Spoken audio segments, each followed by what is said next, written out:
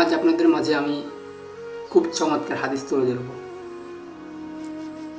সুনানে তিরমিজি শরীফের মধ্যে আল্লাহর নবী সাল্লাল্লাহু আলাইহি সাল্লাম চমৎকারভাবে ইরশাদ করেছেন। হাদিসটি হচ্ছে হযরত আবু হুরায়রা রাদিয়াল্লাহু তাআলা আনহু থেকে বর্ণিত। একদিন হযরত আবু হুরায়রা রাদিয়াল্লাহু তাআলা আনহু এবং রাসূল আকরাম সাল্লাল্লাহু আলাইহি সাল্লাম কোনো এক কাজের জন্য বের হলেন। তো যাওয়ার পথে দেখলেন একটা লোক সূরা ইখলাস পাঠ করতেছে, সুবহানাল্লাহ। তখন রাসূল আকরাম সাল্লাল্লাহু আলাইহি সাল্লাম তার কোরআন তেলাওয়াত মনোযোগ দিয়ে শুনলেন আর বলতে লাগলেন তার উপর ওয়াজিব হয়ে গেছে।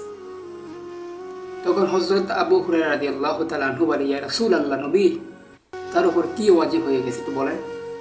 তখন রাসূল আকরাম সাল্লাল্লাহু আলাইহি সাল্লাম বলে, হে আবু হুরায়রা, তার উপর জান্নাত ওয়াজিব হয়ে গেছে, সুবহানাল্লাহ। ওই তিরমিজি শরীফের হাদিস 2901। হাদিসের বর্ণনা বলা হয়েছে, এক লোক আনসার সম্প্রদায়ের লোক, উবা মসজিদের ইমাম, সে জামাতে ইমামতি করত। সে প্রতি রাকাতে সূরা ইখলাস পড়তো, এরপরে অন্য সূরা মিলাতো। তো মুসল্লিরা নামাজ শেষে বলল, ইমাম সাহেব, আপনি তো প্রত্যেক নামাজে প্রত্যেক রাকাতে সূরা ইখলাস পাঠ করেন, আপনি চাইলে সূরা ইখলাস পাঠ করতে পারেন, আবার চাইলে আপনি সূরা ফাতিহার পরে অন্য সূরা মিলাতে পারতেন, এভাবে না করলে হয় না?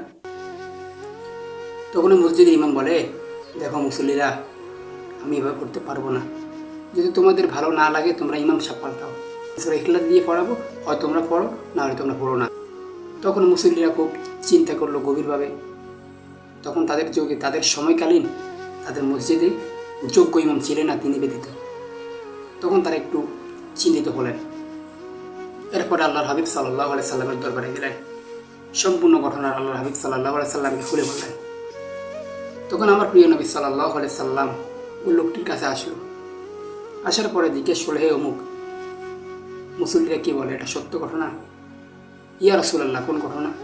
বলে, তুমি প্রত্যেক নামাজে প্রত্যেক রাকাতে সূরা ইখলাস পাঠ করো, মানে তোমার এই কারণটা কি? বলে, ইয়া রাসূলুল্লাহ, নবী, আমি সূরা ইখলাসকে মন থেকে দিল থেকে ভালোবাসি, সুবহানাল্লাহ। তখন আল্লাহ নবী সাল্লাল্লাহু আলাইহি সাল্লাম বলে, হে অমুক, তুমি শোনো, এই ইখলাসকে ভালোবাসার কারণে তুমি জান্নাত তোমার জন্য ওয়াজিব, সুবহানাল্লাহ। বলে, এই সূরা ইখলাস তোমাকে জান্নাতে নিয়ে যাবে। তো সূরা ইখলাসের এত ফজিলত। সুনানে আহমদের 15610 নম্বর হাদিসের ব্যাখ্যায় বলা হয়েছে যে আল্লাহ নবী সাল্লাল্লাহু আলাইহি সাল্লাম বলেন, একদিন সাহাবায়ে কেরামদেরকে বসিয়ে তিনি বয়ান করতেছিলেন যে সূরা ইখলাস যে ব্যক্তি 10 বার পাঠ করবে, জান্নাতে রব্বে কারিম তার জন্য একটা স্বর্ণের বিল্ডিং তৈরি করবেন, সুবহানাল্লাহ। তখন সাহাবায়ে কেরাম প্রশ্ন করেন, ইয়া রাসূলুল্লাহ, 10 বার পড়লে একটা জান্নাত? বলে, হ্যাঁ। তো হযরত ওমর রাদিয়াল্লাহু তাআলা আনহু বলে, ইয়া রাসূলুল্লাহ, তাহলে তো আমরা দৈনিক শত শত বিল্ডিং বানাতে পারবো।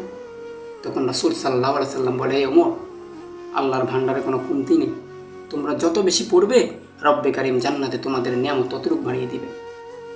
তো বন্ধু, এই সুনানে আহমদের হাদিসটি ব্যাখ্যা এটা জানা যায়, 10 বার পড়লে যদি জান্নাতে একটা বিল্ডিং হয়, তাহলে 20 বার পড়লে 2টা, 30 বার 3টা, 4 10 40, 40 বার পড়লে 4টা, 100 বার পড়লে 10টা।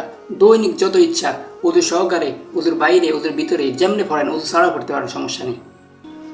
দুনিয়ার সামান্য বিল্ডিং, 5 তলা 10 তলা বিল্ডিং একসময় ভেঙে যায় ভাই, জং পড়ে যায়, আস্তর ভেঙে ভেঙে পড়ে।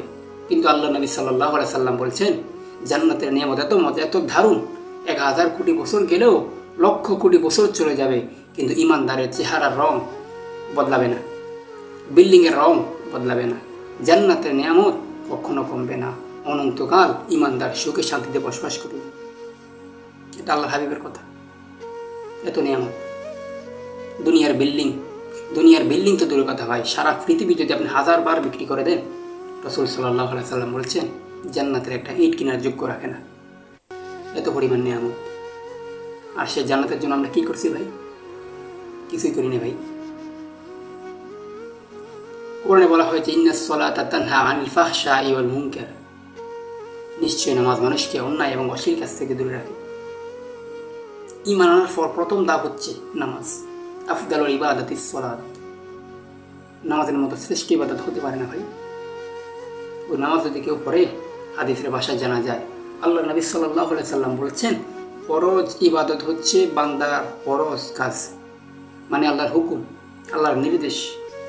কেউ যদি 5 ওয়াক্ত নামাজ পড়ে, সে ব্যক্তি আল্লাহর প্রিয় বান্দা হয়, বান্দা খাঁটি বান্দা হয়ে যায়। ওই 5 ওয়াক্ত নামাজের ভিতরে আছে ফজরের 2 রাকাত সুন্নাত, জোহরের 4 রাকাত আগে, ফজরের আগে, ফরজের আগে, ফরজ শেষে 2 রাকাত, 6 রাকাত। তারপরে আপনার মাগরিবের সময় 2 রাকাত সুন্নত, সুন্নতে মুআক্কাদা। তারপরে এশারের ফরজ 4 রাকাতে পরে 2 রাকাত সুন্নত, মোট 12 রাকাত সুন্নত। এই 12 রাকাত সুন্নত কোনো খেলনা নয় ভাই। 12 রাকাত সুন্নত হচ্ছে সুন্নতে মুআক্কাদা। আল্লাহর হাবিব সাল্লাল্লাহু আলাইহি সাল্লাম বলেন, কোনো মুমিন যদি 12 রাকাত সুন্নত দৈনিক অতিরিক্ত পড়ে, আল্লাহ পাক রব্বুল আলামিন তার জন্য জান্নাতে স্বর্ণের বিল্ডিং তৈরি করে। সুবহানাল্লাহ। একবার না, প্রতিদিন একটা করে হচ্ছে। সূরা ইখলাস 10 বার পড়লে একটা হয় জান্নাতে বিল্ডিং। ভাইরে, এত নিয়ামত। হাদিসের মধ্যে এসেছে, আল্লাহ নবী সাল্লাল্লাহু আলাইহি সাল্লাম বলেন, আদ-দুনিয়া মাসরাআতুল আখিরাহ। এই দুনিয়া আখিরাতের শস্য ক্ষেত। আমার উম্মত যা করবে তা আখিরাতে দেখবে, মিজানের পাল্লায় ওজনে দেখবে। এত নিয়ামত ভাই। দুনিয়ার জীবনে আমরা যত কাজ করি, সারা জীবন চাইলেও বাংলাদেশের মধ্যে বিখ্যাত হতে পারবো না। সাধারণ গরিবরা যদি শিক্ষিত হই, হয়তো কোনো একদিন এত সম্পদ হবে, বাংলাদেশ আমার আন্ডারে চলে আসবে। কিন্তু ভাইরে, গোটা পৃথিবী আমাদের দখলে আসা এত মুখের কথা নয়। কিন্তু রাসূল আকরাম সাল্লাল্লাহু আলাইহি সাল্লাম বলেন, একটা ইমানদার দুনিয়াতে একটু কষ্ট করবে, কিন্তু আখিরাতে তার চিরস্থায়ী সুখ। আল্লাহ পাক রব্বুল আলামিন কোরআনের মধ্যে বলেছেন, ইন্নাল আবরারা লাফি নাঈম। নিশ্চয় যারা মুত্তাকি হবে, তাকওয়াবান হবে, এরা সফলতা অর্জন করবে, এরা আমি আল্লাহর নিয়ামত প্রাপ্ত জান্নাতের মধ্যে প্রবেশ করবে। সুবহানাল্লাহ। ইন্না নিশ্চয়, আবরার যারা সৎকর্ম করবে, আল্লাহর নির্দেশ মেনে চলবে, রাসূলের অনুসরণ করবে, এরাই হচ্ছে আবরার, মানে তাকওয়াবান মুত্তাকি বান্দা। নাঈম, নাঈম শব্দের অর্থ হচ্ছে অত্যন্ত নিয়ামত, যে নিয়ামত কখনো শেষ হবে না। এত নিয়ামত ইমানদারের জন্য আয়াতটা নাজিল হয়েছে। এরপরে সূরা ইনফিতরের সেই সূরা যে আয়াত তেলাওয়াত করছি, সূরা ইনফিতরের 13 নম্বর আয়াত, 14 নম্বর আয়াতে আল্লাহ বলেন, ওয়া ইন্নাল ফুজ্জারা লাফি জাহিম। আর যারা সীমা লঙ্ঘন করবে, আমি আল্লাহর কোরআন থেকে মুখ ফিরিয়ে নিবে, নবী রাসূল থেকে মুখ ফিরিয়ে নিবে, সীমা লঙ্ঘন করবে, ইসলাম নিয়ে হাসাহাসি করবে, এরা থাকবে জাহান্নামের মধ্যে। তারা কখনো এই জাহান্নামের আগুন থেকে বের হতে পারবে না ভাই। আজকে আমাদের সমাজে আমরা মুসলমান দাবি করি, কিন্তু মসজিদের দ্বারের কাছে যাই না। অথচ ইমানদারের কি দাম? ইন্নাল মুত্তাকিনা ফি জান্নাতিন ওয়া উয়ুন। আল্লাহ বলবে, নেককার যারা হবে, এরা আমি আল্লাহর নিয়ামত প্রাপ্ত জান্নাতে থাকবে। আমার মূল আলোচনা এটাই যে সূরা ইখলাস 2 মিনিট লাগে 10 বার পড়তে। কয়বার? 10 বার পড়তে সর্বোচ্চ 2 থেকে 2.5 মিনিট লাগে। একটা বিল্ডিং তৈরি করতে ভাই, ও বিল্ডিং এত নিয়ামত ভাই, খোদার কসম করে বলছি ভাই, সারা পৃথিবী যদি 1000 কোটি বার বিক্রি করেন ভাই, ওই বিল্ডিংয়ের একটা রুমের ফার্নিচারের দাম হবে না। এত নিয়ামত ভাই। দুনিয়াতে আমরা যদি ঘন্টার পর ঘন্টা খাটি, আমরা একটা বিল্ডিং কিনতে পারবো না ভাই, স্বপ্ন দেখতে পারি না ভাই। এত নিয়ামত ভাই। ভাইরে, এই দুনিয়াটা স্বর্ণের মতো ভাই। আপনি যত আমল করবেন, আখিরাতে তাই পাবেন ভাই। সর্বপ্রথম কথা হলো ভাই, আমরা প্রত্যেক মুসলমান আমরা আল্লাহর ইবাদত করব, রাসূল সাল্লাল্লাহু আলাইহি সাল্লামের অনুসরণ করব, রাসূল সাল্লাল্লাহু আলাইহি সাল্লামের নির্দেশ মেনে চলবো। তাহলে আমরা সফলতা অর্জন করতে পারবো, দুনিয়াও কল্যাণ, আখিরাতেও কল্যাণ। রাসূল সাল্লাল্লাহু আলাইহি সাল্লাম বলেছেন, একটা ইমানদার এমন যার দুনিয়াও শান্তি, এরপরে মৃত্যুর সময় আজরাইল আলাইহিস সালাম বন্ধুরূপে আসবে, এটাও শান্তি, যাররা পরিমাণ মৃত্যুতে কোনো কষ্ট হবে না। এরপরে আল্লাহ নবী সাল্লাল্লাহু আলাইহি সাল্লাম বলেন, ইমানদার কবরের প্রথম ধাপ শুরু, সে 3টি প্রশ্নের উত্তর দিবে, রব্বে কারীম তাকে শান্তিময়ভাবে ঘুমিয়ে রাখবেন কিয়ামত পর্যন্ত। এরপরে দ্বিতীয় ধাপ হচ্ছে হাসরের ময়দান। কোটি কোটি মানুষ সূর্যের তাপে পাগল পারা হয়ে যাবে। ওই কঠিন মুসিবতের সময় রব্বুল আলামিন বিশেষ বান্দাদেরকে আরশের নিচে ছায়া দিবেন। সুবহানাল্লাহ, এত দাম। তৃতীয় হচ্ছে মিজানের পাল্লা। প্রত্যেকটা মুমিন, প্রত্যেকটা ইমানদার তাকওয়াবান মুত্তাকি বান্দা মিজানের পাল্লায় খুব প্রশান্তভাবে আমলনামার ডান হাতে পাবে। তারা খুশি হয়ে যাবে, পাগল পারা হয়ে যাবে, খুশিতে চোখের পানি চলে আসবে। 4 নম্বর ধাপ ফুলসিরাতের রাস্তা। রসুল সাল্লাল্লাহু আলাইহি সাল্লাম হাদিসের মধ্যে বলেন, ওই পুলসিরাত এমন একটা রাস্তা যেটা চুলের চাইতে চিকন, আবার তলোয়ার চাইতে ধারালো। এত পরিমাণ অন্ধকার ভাই, কিছু দেখা যায় না ভাই। বলবেন ভাই কেমনে তাহলে মানুষ পাড়ি দিবে? আল্লাহ নবী সাল্লাল্লাহু আলাইহি সাল্লাম বলেন, মুত্তাকি বান্দার ঈমান ও আমল অনুযায়ী তার ওই পুলসিরাতের রাস্তা সে পাড়ি দিবে। অপরদিকে যারা দুনিয়াতে আল্লাহর নির্দেশ অমান্য করেছে, একটু এক বললাম সীমা লঙ্ঘন করেছে, কোরআন থেকে মুখ ফিরিয়ে নিয়েছে, মুশরিক হয়ে যারা হয়েছে, যারা আমাদের মধ্যে মুসলমানও থাকে বা নামাজ পড়ে না, রোজা রাখে না, আল্লাহর বিধানকে প্রাধান্য করে না, ভাইরে এরাও পুলসিরাতের রাস্তা পাড়ি দিতে পারবে না। পাড়ি দিতে হলে কি লাগবে? ঈমান আনা লাগবে, সৎকর্ম করা লাগবে। যার ঈমান আছে, তাকওয়া আছে, ওই ব্যক্তি দুনিয়াও সফলতা অর্জন করবে এবং আখিরাতেও সফলতা অর্জন করতে পারবে। এটাই হলো প্রকৃত কোরআনের নির্দেশ। আল্লাহ যা বলেছেন সব কোরআনে বলেছেন। আল্লাহ আমাদের বোঝার জন্য কোরআনকে সহজ করে দিয়েছেন। আল্লাহ বলে, বন্ধু আমি কোরআন কিতাবকে সহজ করে দিয়েছি আপনার উম্মতেরা যাতে শুনে আমল করতে পারে, নিজে বুঝে অপরকে বোঝাতে পারে। আজকে আমাদের কোরআনের কোনো জ্ঞান নাই, দিনের কোনো জ্ঞান নাই।